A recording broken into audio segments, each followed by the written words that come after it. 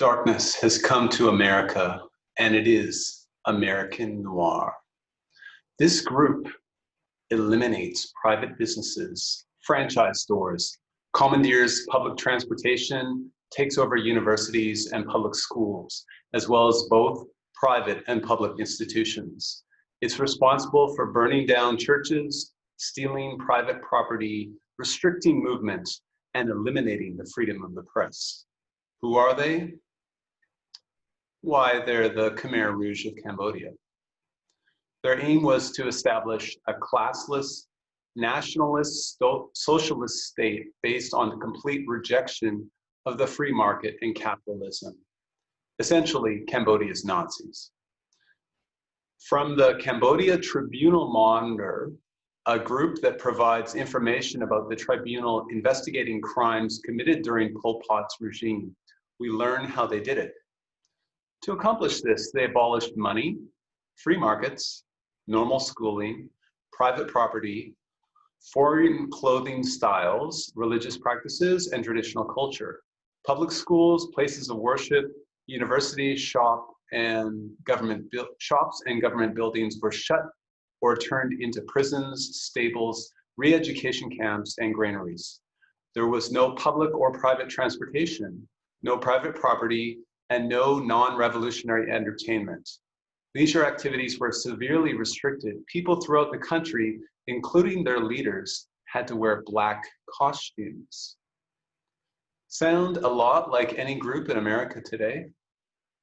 It's America's modern day color revolution, courtesy of Zionist organizers such as George Soros, who directly fund and train groups such as Antifa, Black Lives Matter, ISIS, and the Black Panthers. They are all contributing their parts in an effort to depose Trump, dissolve America, and bring a new world order to North America and the rest of the world. They're all represented by the color black. These people are the modern day Khmer Rouge that seek to subjugate, divide, and destroy America.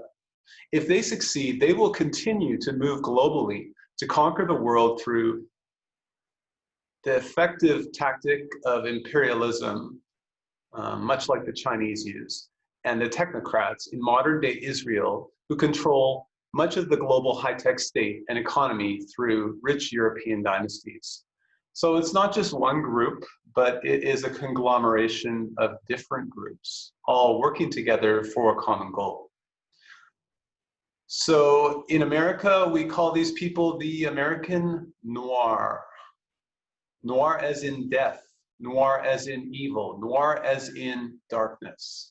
And to distinguish not black, like a racial or skin tone, but dark, darkness, dark as the absence of light. It's modern day fascism. It is literally the modern day Nazi party, not as a pejorative, but if you look at them ideologically, the National Socialist Workers' Party, they were the Nazis in Germany. And this is a continuation of that in Western society, except it's a darker version that even Hitler couldn't have dreamt up. This involves a defunding and destruction of police departments. Lawlessness and mobs in the streets will put people out of work, out of their homes, and out of their neighborhoods.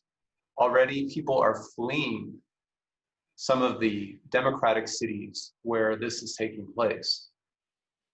Wickedness inside the hearts of man, manifesting the overwhelming urge to violate, attack, defame, defund, slander, and even kill anyone who opposes the American Noir. They will get GoFundMe to cancel you. They will get your PayPal, your YouTube, your bank account removed. They will do anything to deperson you, attack you, your family, your friends. They will get to you however they can. Look at what happened to Dan Dix in Canada, a citizen journalist and an award-winning documentary producer in Vancouver, famous for his film documenting the abuses of the Canadian police. You think that Black Lives Matter would be on the side of this guy. Well, he actually went to Black Lives Matter protests to support them. And he was labeled a Nazi while doing a stream. He actually was just doing a live feed, basically unedited and without criticism. But out of the blue, one protester says, that guy's a bad guy, let's target him. And they made an accusation and they mobbed him and attacked him.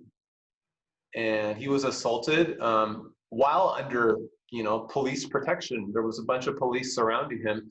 And the police just capitulated in fear and they arrested him to appease the crowd, much like, they gave up Jesus to crucify him and gave them back Barabbas just to appease the Jews.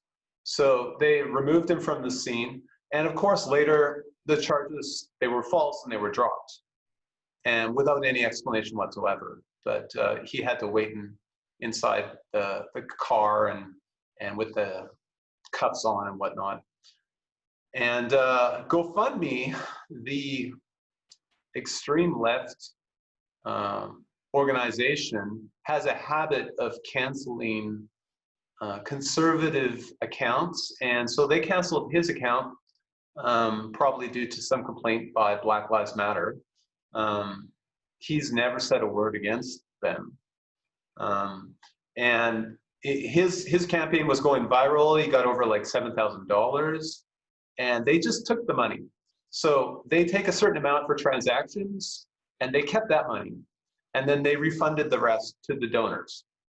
So basically, they were trying to cancel his fundraising efforts. And he lives off of his support by his donors. So if you support that kind of cause, somebody who's exposing what's going on and taking it from a neutral standpoint, I mean, he is a conservative, but he's not being judgmental at all. You can donate to his cause at pressfortruth.ca. If you're in Canada, you can use an Interac e-transfer. But if you're anywhere else, PayPal is still an option at the moment. So you can send him money that way through a credit card or a PayPal account. Do whatever you can to support people like Dan Dix, who are documenting history as it happens and presenting it to the world. Because a lot of the news you get in the mainstream media is fake. It's propaganda. It's meant to deceive. It's not meant to tell the whole story. He's actually trying to go out and give a fair opinion. And even though he does have some, right-wing perspective, he presents it from a very neutral point of view. And that's why he picked, topics like police abuse in Canada, because there is a lot of that going on in North America, and he's the only one that's covered it in Canada, to my knowledge. So right now, history is happening in Canada and America before your very eyes. There is a color revolution. You are losing your nations. You are losing your freedom. Welcome to America Noir.